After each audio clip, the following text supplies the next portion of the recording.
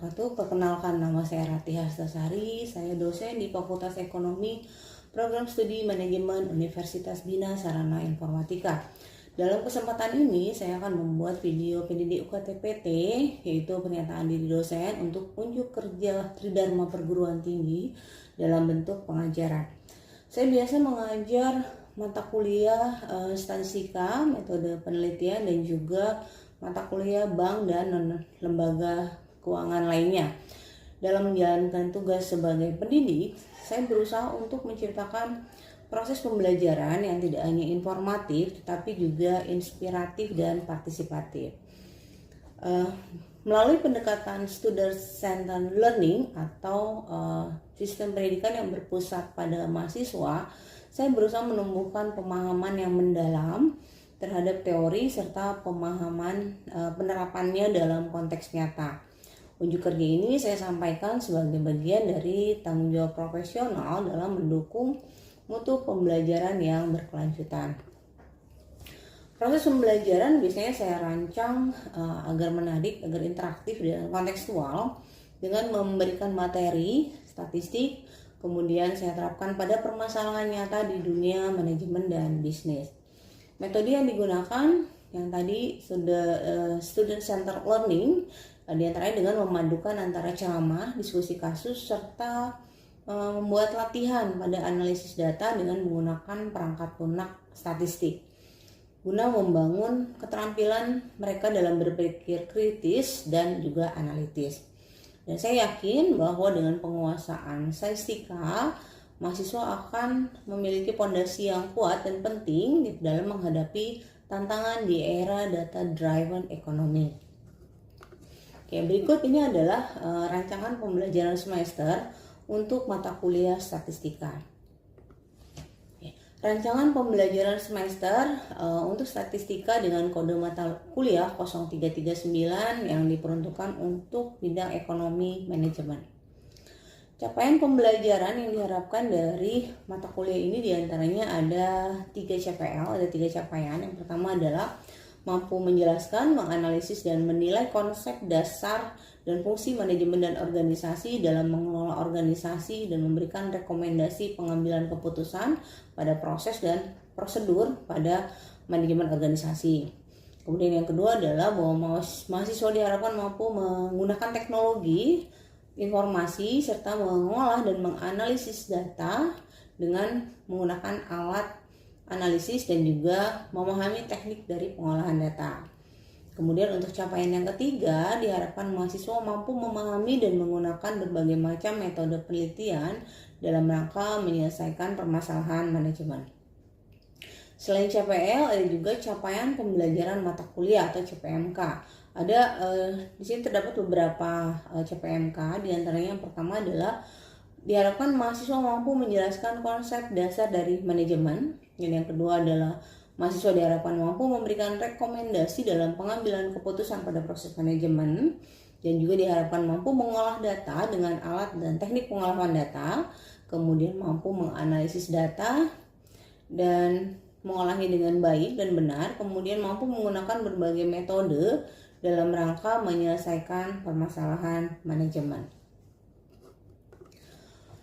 Mata kuliah statistika ini sendiri adalah mata kuliah tentang analisa data, bermula dari bagaimana mengumpulkan data, kemudian menampilkan data, menganalisa data, kemudian mengambil keputusan berdasarkan data, dan yang terakhir adalah menyelesaikan masalah dari kesemua rangkaian di atas.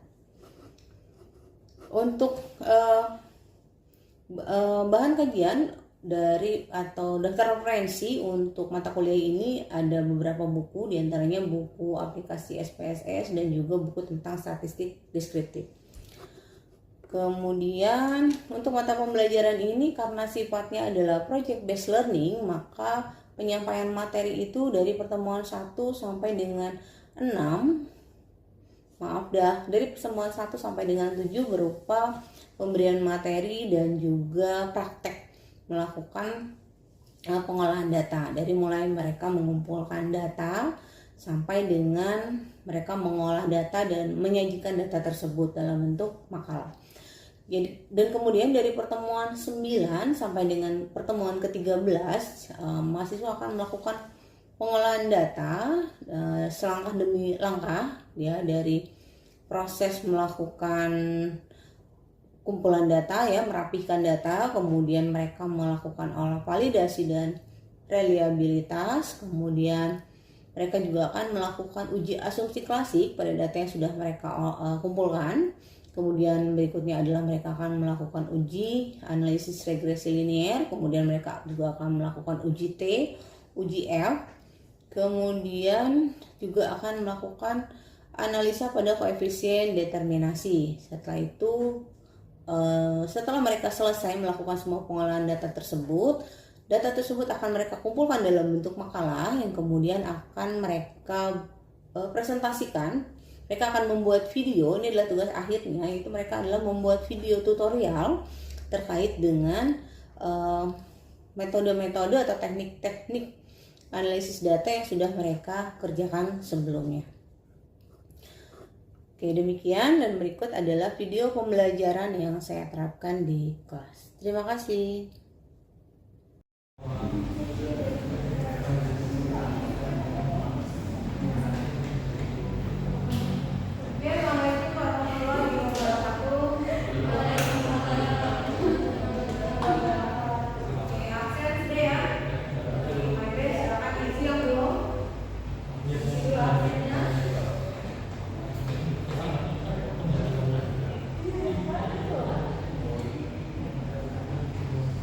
Oke, kalau sudah diisi absennya, saya mau mereview tugas-tugas yang sebelumnya sudah kalian buat dari materi pertemuan yang pertama. Itu tugasnya adalah nomor 3 ya, terkait dengan populasi dan sampel. Kemudian yang kedua adalah tentang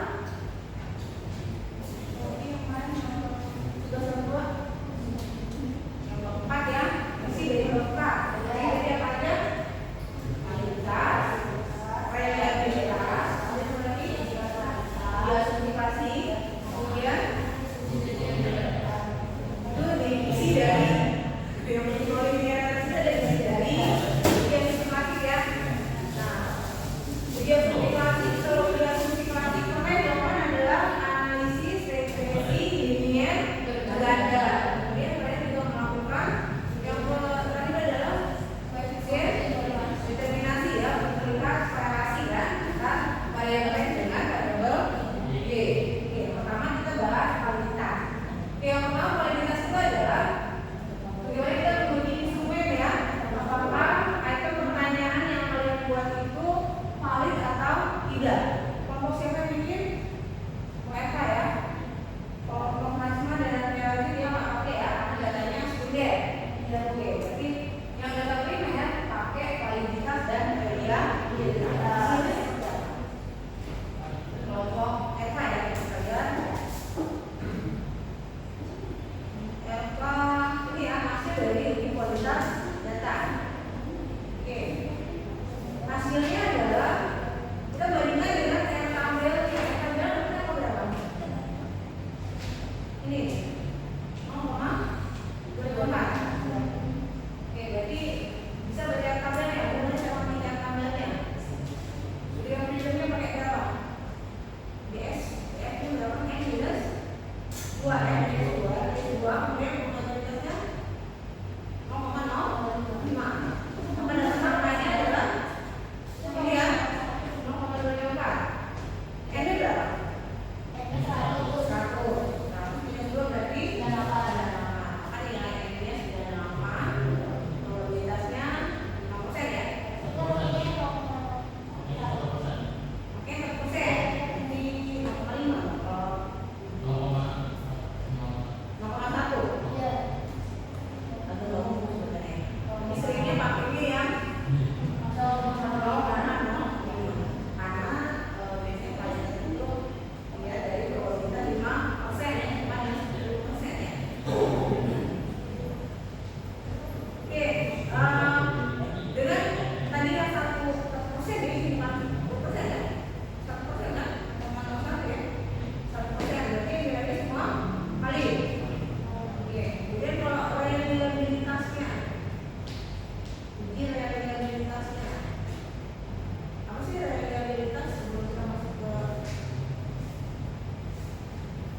hasilnya.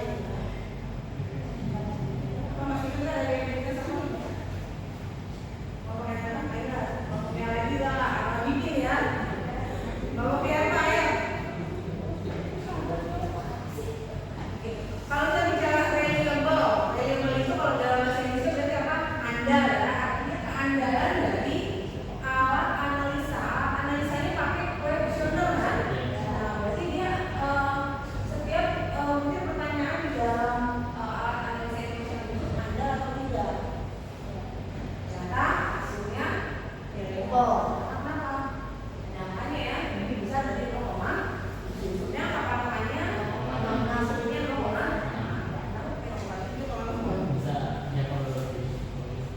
Bagus. Jadi kan memang ada nomor lebih tinggi. Kalau mau mana berarti maksudnya agak sedang ya.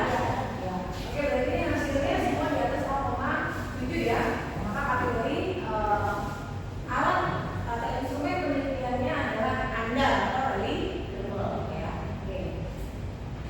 Yang berikutnya adalah untuk yang benci asumsi masih saya mau bahas untuk yang kelompok manajemen. Dia simulasi untuk kelompok nasional karena penelitiannya kan nggak pakai data primer ya, pakai kuesioner ya, langsung pakai data ini ya, data dari Bursa Efek Indonesia terkait dengan apa ya? Berapa variabel? 3 itu